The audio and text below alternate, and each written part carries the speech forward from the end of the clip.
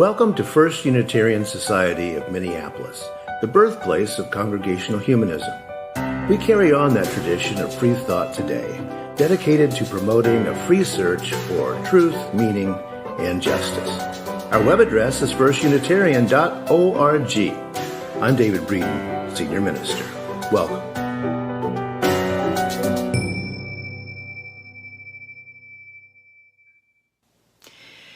Good morning and welcome to the online Sunday Assembly of First Unitarian Society of Minneapolis for June 21st, 2020. I'm the Reverend Kelly Clement, one of the assistant ministers here at FUS.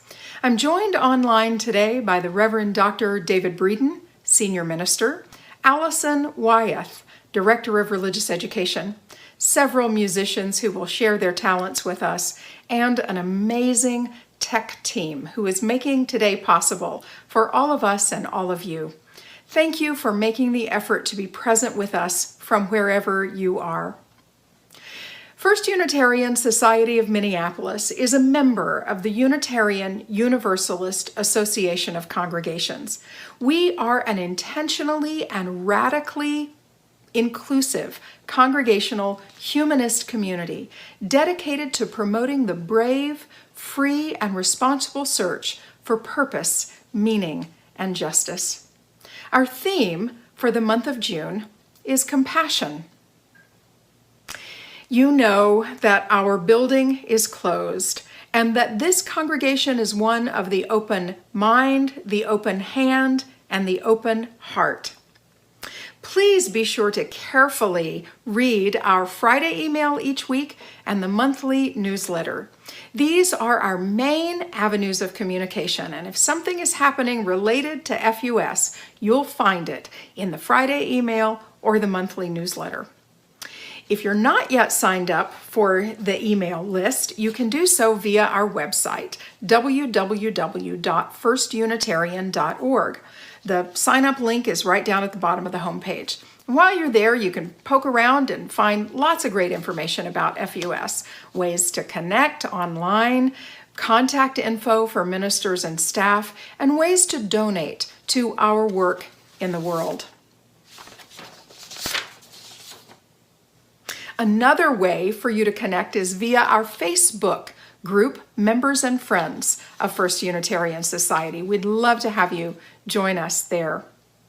Of special note in our recent Friday email is the Minneapolis Interfaith Relief Fund, established by the clergy of downtown congregations in response to requests for financial support from communities affected by the unrest in the city following the police killing of George Floyd. All donations to this fund will go directly to communities of color and to the indigenous community that is most affected. You can find the link to donate in the Friday email, and I think somebody will put that in the chat right about now. During assembly, please be sure to take a glance at the chat windows that accompany the video streams, and feel free to comment on what you hear. One tech note, if you find that your audio and video output get out of sync, try refreshing your page. That usually does the trick. After assembly today, we invite you to join us for coffee hour via Zoom. The link will be posted in the chat. Rev Jim will host our social time, which we expect to last about half an hour. And of course, you can come and go as you please. We'll use the breakout rooms feature, and we'll have a couple of questions to get the conversation started. At 12:15 today, our young adult group is meeting via Zoom. If you do not already have the link for that meeting and would like to join, we're going to put Rev Jim's email in our chat now, and you can reach out to Rev Jim and he'll hook you up with the link for that. Even as some other parts of our community are opening up, FUS will continue to have an online-only Sunday morning presence for many months to come. Thank you again for joining us. Good morning. I'm Allison Wyeth, Director of Religious Education, and I'm really glad to be with you this morning on the day that closes out our program year with the beautiful flower ceremony. Today at 11:45, we'll have our final Kids and Youth add-on assembly of the program year, where we'll hear more about the roots and meanings of our beloved flower ceremony ritual. And starting next Sunday, tune into the beginning of assembly for an all-ages story brought to you by a very special guest. Starting next Sunday, we're moving to our RE summer programming schedule. Our kids in kindergarten through 5th grade will receive a summer journaling package in the next few days so they can participate with us as we mark and make sense of this remarkable and historic time. This group will meet each Sunday at 11:45 and again on Wednesdays at 1 p.m. to share joys and sorrows, our journals and adventures, and have some fun. Also starting next Sunday at 1:30 p.m., our youth in grades 6th and up will meet, share joys and sorrows, and then split into breakout rooms by age groupings, where we'll connect and work to create a virtual commemoration of our unique 2020 summer. Links for all the new meetings will be emailed out to folks this week. I really hope you can join us for our summertime adventures. Each week when we gather, we light our chalice and share one of the 7 principles of Unitarian Universalism, or one of the aspirations of our congregation. This week, we light the chalice remembering our aspiration to pursue wisdom through reason, science, art, and the stories of human civilizations. Now for our congregational covenant. Love is the spirit of this place, and service its law. This is our great covenant, to dwell together in peace, to seek the truth in love, and to help one another. Each Sunday when we gather, whether in person or online, we take a few moments to reflect on the joys, sorrows, and milestones of the human experience. We do this to stay in touch with our own humanity. We do this to remind ourselves of the value of a moment of stillness. And we do this so that no one among us is alone, either in celebrating a joy or in facing the burdens of life. Today, we share the joy with Jay and Sharon Elkerton, who are celebrating 40 years of marriage. They say they are quite proud of their long-lasting bond. Congratulations, Jay and Sharon. I want to say a couple of words about 2 events that are happening this weekend, Juneteenth and Father's Day. On June 19th, 1865, some 2.5 years after President Lincoln had signed the Emancipation Proclamation and several months after the end of the Civil War, word of freedom finally came to the enslaved people of Texas, the last state in the Union to comply with the emancipation.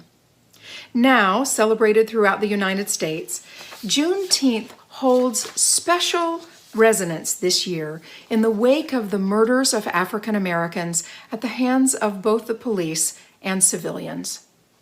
George Floyd, Breonna Taylor, Ahmaud Arbery, Rayshard Brooks, and so many others call us to the unfinished business of assuring full liberation for all Americans. And today is Father's Day, which can be joyful, complicated, grief-filled, perhaps some measure of all of the above. Some of us had or have easy, uncomplicated relationships with our dads, and some of us cannot claim that. Each year it is someone's first Father's Day after their dad has died, and for someone it's their first Father's Day, their first year to celebrate being a dad. For all of these and all the other iterations of fatherhood and our relations with our dads, we hold a tender thought. Now let's take a moment of silence to reflect on the challenges and heartbreak going on in our lives and in our world, and to think with gratitude of those who strive for peace, justice, and compassion.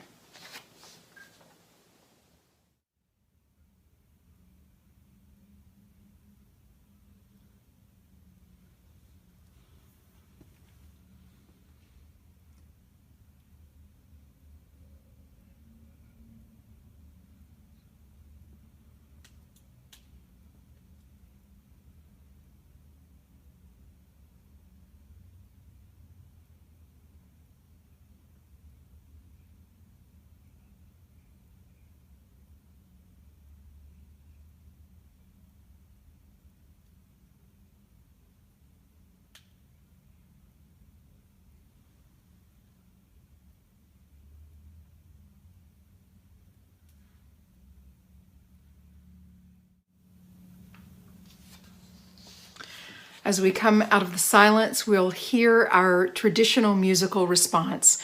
You are invited to sing along if you would like.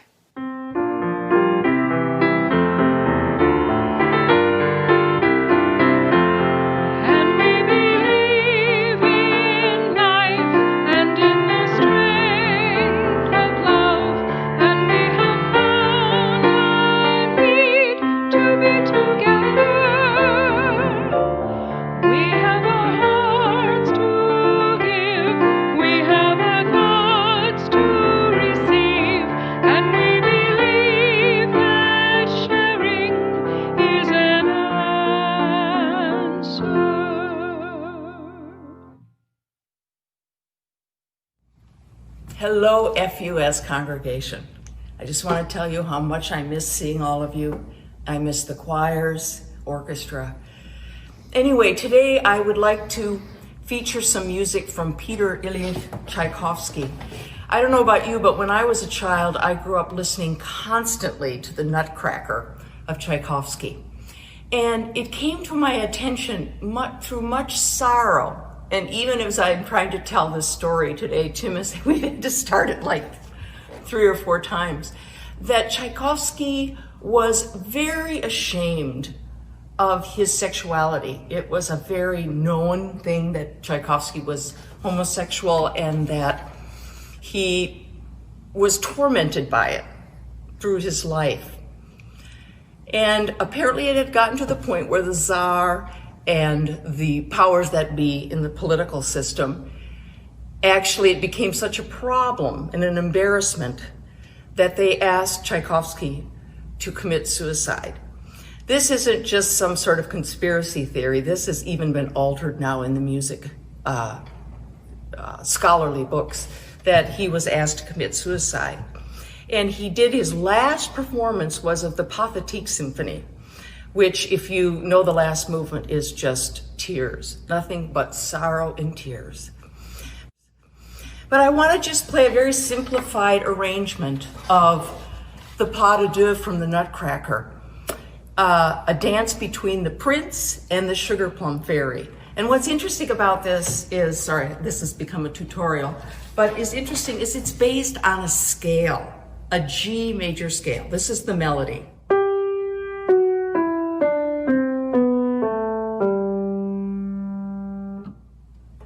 And here's what Tchaikovsky does with it. This is in honor of a beautiful composer.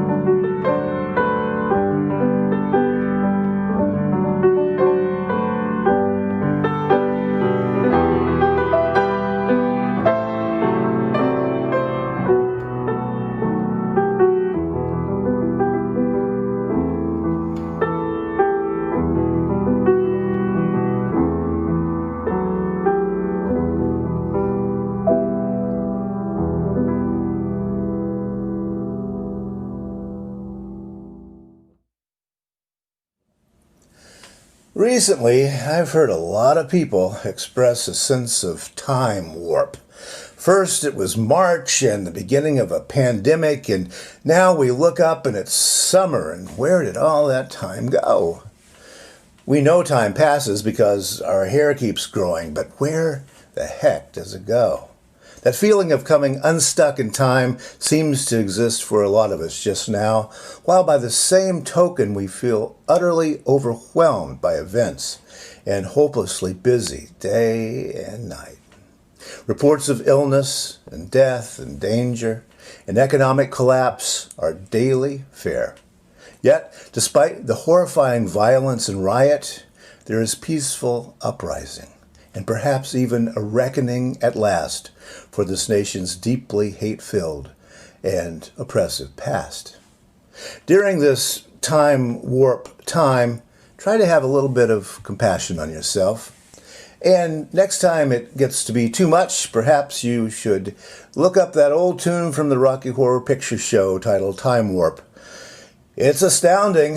Time is fleeting. Madness takes its toll. But listen closely. Not for very much longer. I've got to keep control.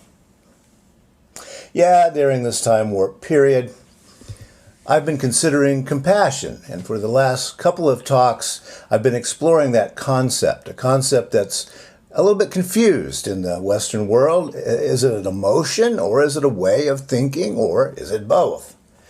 If it's an emotion, isn't it then just automatic and natural? We don't have to think about it. But wait a minute, aren't emotions culturally conditioned? If it's a way of thinking, then why not throw it on the heap of useless philosophical concepts and just go on with our gut, or wherever the higher emotions come from? But there's this other stream of thought out there. It comes from the East, and it teaches that the conscious cultivation of compassion is in the same category as the cultivation of wisdom.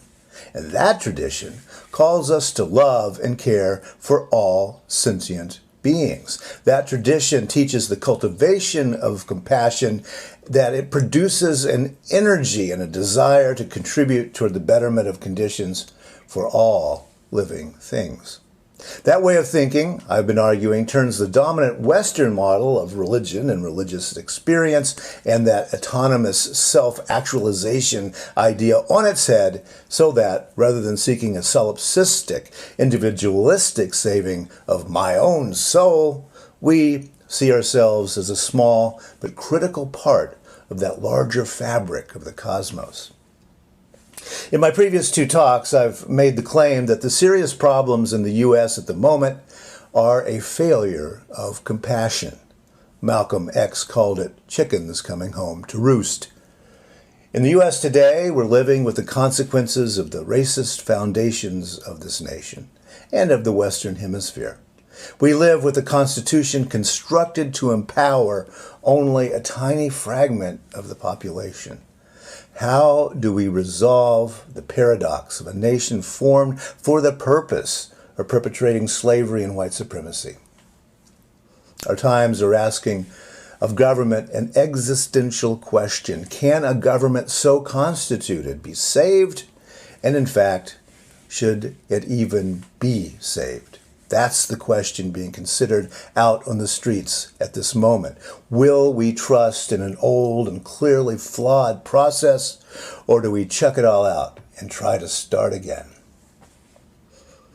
One of the things I've been leaning on and insisting on throughout this time warp of the pandemic is that we are not the first people to have experienced the challenges that we are experiencing. We're not alone if we look outside of this immediate news cycle that we tend to fall into. We are part of a long line of human beings who have asked and answered very similar questions. And last week I discussed the ideas of the anti-racist scholar Ibram X. Kendi in his book, How to Be an Anti-Racist. In that book, Dr. Kendi explores the history of racism. He makes the very humanist point that racism is a human-created problem with a human-created history. Racism is history. It has a narrative, and seeing that narrative for the lie that it is snaps us out of the hypnosis of racist thinking that's so old that it's just absolutely woven into the fabric of the United States. Again, we're not alone if we look around for a bit to see how others have dealt with these questions. Kendi's work is based in explorations of how to decolonize the minds and governments of the people in this hemisphere, all of whom suffer from the effects of colonialism. North Americans of whatever origin are included in that number of people. One of the wellsprings of decolonization philosophy is the Jamaican literary artist and philosopher Sylvia Wynter. Dr. Wynter's analysis of racism in relation to the colonization of the Western Hemisphere is profound. And like Kendi's analysis of racism, it's elegant and it's simple. Dr. Wynter asserts that there is a two-step process in escaping the hypnosis of racism created by European colonialism. And this is true, she says, for both people of color and also Euro-Americans. First, we must realize that the colonizer oppressors were and are thinking their own kind of imaginary lies. What imaginary are they living in? And what narrative are they telling themselves? We need to look at that closely. And Dr. Wynter says that colonizers, oppressors imagine first that their own culture is exemplary, the highest and the best example of human culture. And they see every other human group as lacking. All other people are lacking something. What did the people of sub-Saharan Africa and the natives of the Western Hemisphere lack, according to Europeans, when the Europeans first showed up? Well, they lacked the sort of commodity economy that was quickly becoming capitalism in Europe. They lacked the governmental structures that legitimated the holding of personal property. They lacked the concept of beauty and the customs of Europeans, and they lacked Christianity. Again, they assumed that the European way of doing things was exemplary, that Europe's political structures were the exemplary political structures in the world, that Europe's commodity economies were exemplary economies, that Europe's customs and concepts of property and beauty were exemplary, and that Europe's religion, Christianity, was the ultimate and only true religion. Armed with these deep delusions, Europeans began to enslave and kill and profit. Sylvia Wynter offers deep insight into how oppression and liberation work. She says that in order to be liberated, the oppressed must thoroughly imbibe the ideology of the oppressor. The oppressed must understand the beliefs of the oppressor so thoroughly that the oppressed are liberated by seeing how arbitrary and ridiculous the oppressor's ideology is. Liberation, then, according to Dr. Wynter, is transgression. It feels transgressive. Realizing that all manners and mores and religions and philosophies are rooted in specific times and places is the first step.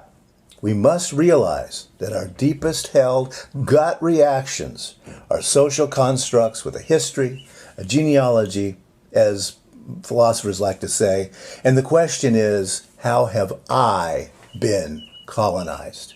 That exercise requires some self-awareness.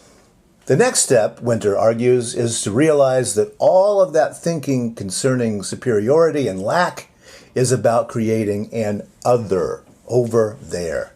Some of us are that created other. Some of us benefit from the creation and maintenance of that other. And nowadays, in the United States, we call all of that white supremacy culture. Once we realize that all of us are cogs in that delusional cultural machine, we must, as she phrases it, turn the human other into man. Capital M man there. Nowadays, she would use the word human. Turn the other to an us, all of us. That's the doorway to liberation for everyone and compassion for everyone. Only then can we see that it is policies, not people, who are the problem. This is the central idea of Jamaican Rastafarianism, in which it isn't me and you, but I and I. Bob Marley fans will recognize that pretty quickly. It was actually invented by the great Jamaican activist Marcus Garvey. These are the origin of Dr. Kendi's ideas. I shared a bit last week from his book, How to Be an Anti-Racist. Let me read that again. Americans have long been trained to see the deficiencies of people rather than policy. It's a pretty easy mistake to make. People are in our faces. Policies are distant. We are particularly poor at seeing the policies lurking behind the struggles of people, end quote. This argument is simple and elegant. Break the colonial hypnosis by realizing that it is policies that create oppression and suffering and want, not the people themselves. Wherever it may be that each of us operates as a cog in that dehumanizing machine, each of us must realize that the oppressed and the most vulnerable in our society needs our companionship and our, well, no, not our leadership, is it? No, and not our lip. This is a difficult thing to realize, but they don't lack. We don't lack. Nobody lacks. The European colonizers were deluded liars.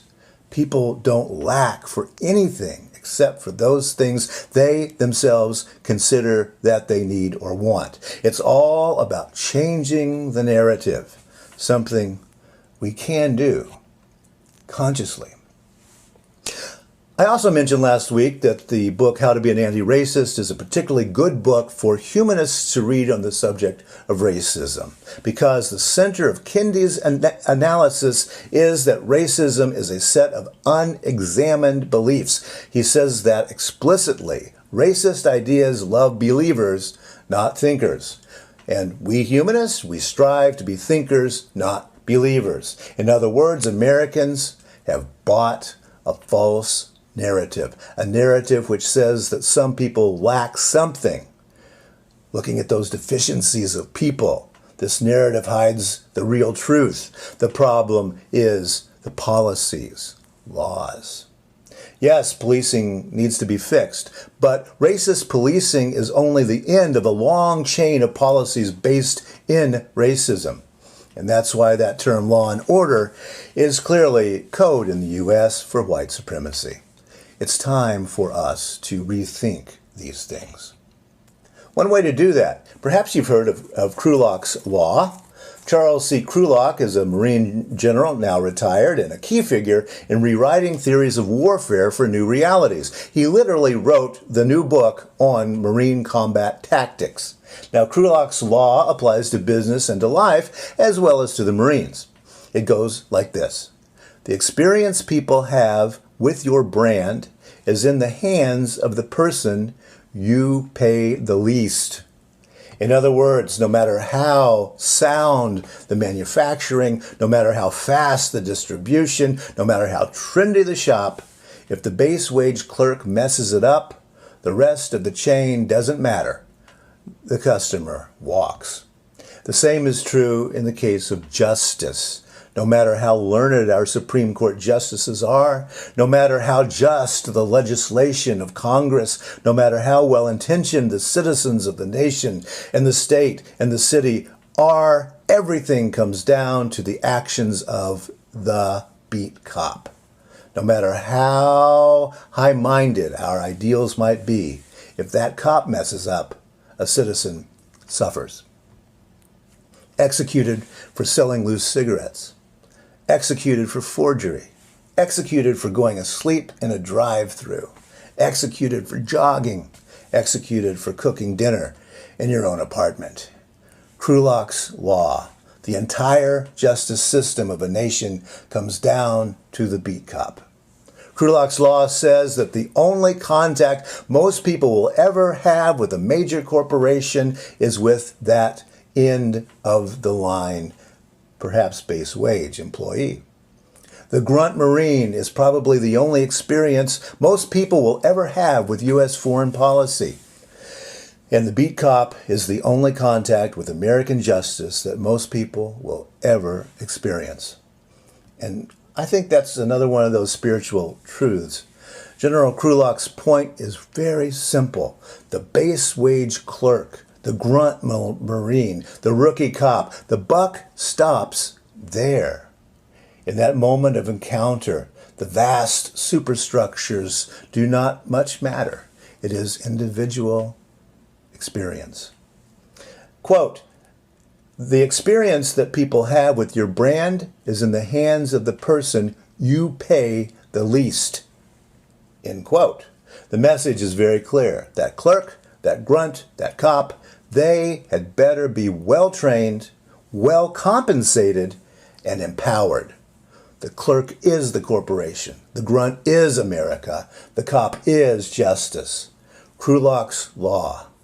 You see how that idea can spread justice and compassion. Now, what can you do about it? What can we do to live up to our values and change things for the better? Most of us here in this nation and in this hemisphere never asked to be here, and those already here certainly never asked for Europeans to come.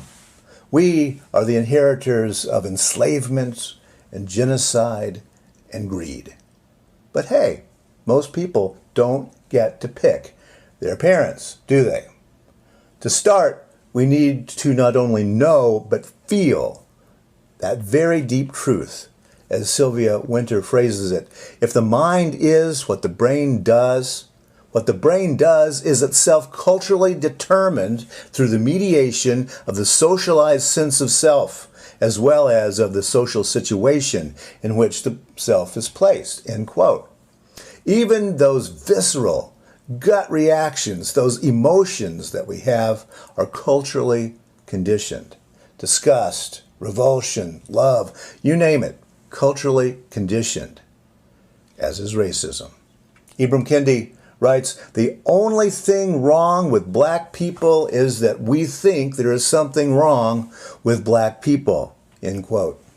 That is the deep truth that we have to discover if we are to discover compassion. Nobody needs to be fixed. Nobody needs to be told what they lack. No human being is the problem. Policies are the problem, the human created problem. And we know that only human beings can fix human problems. That's our call to meaning and to purpose and to compassion. Poet and prophet Bob Marley phrased it best, I think. Let's get together and feel all right. If you will repeat with me, please, our extinguishing chalice words. We extinguish this flame, but not the light of truth, the warmth of community, or the fire of commitment. All of these we carry in our hearts and in our minds until we are together again.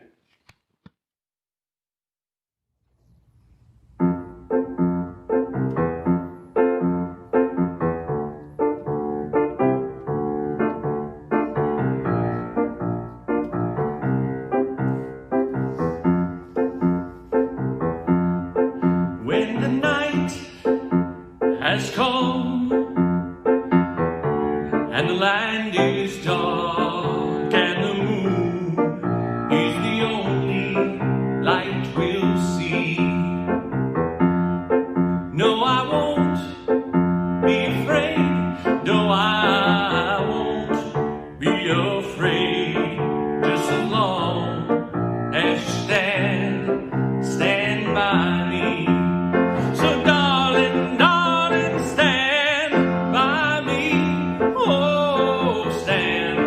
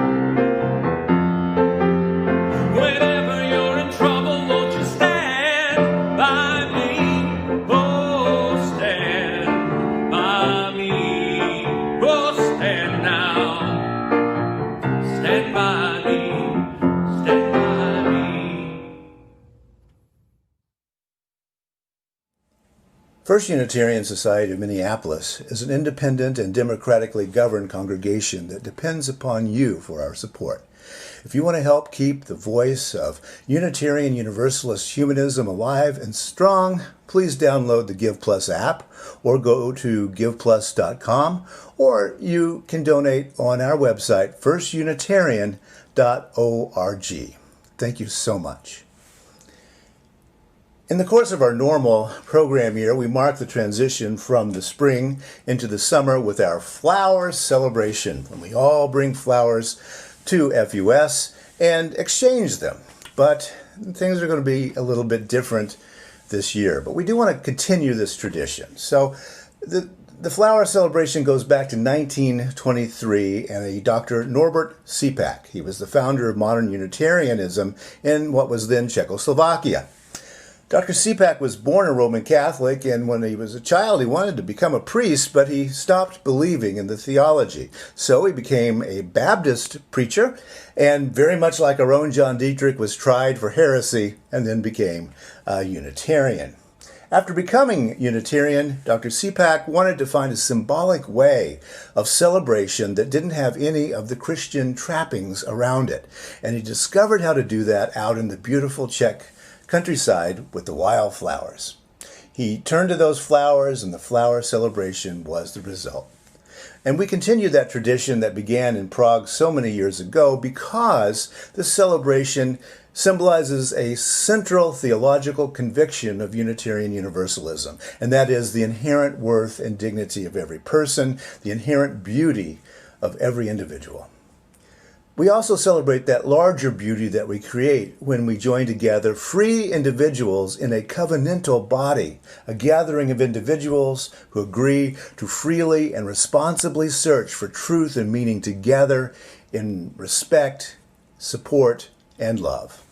The bouquet that we are together would not be the same without the unique contribution that each of us brings.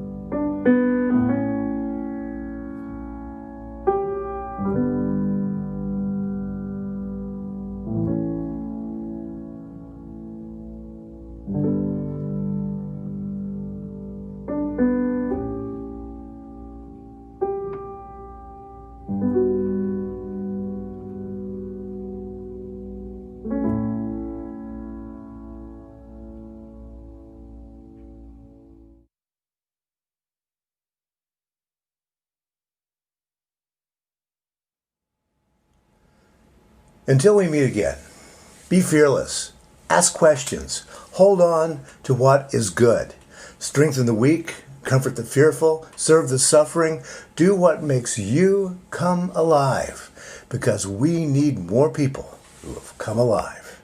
Rejoice in the power of the human spirit. So may it be.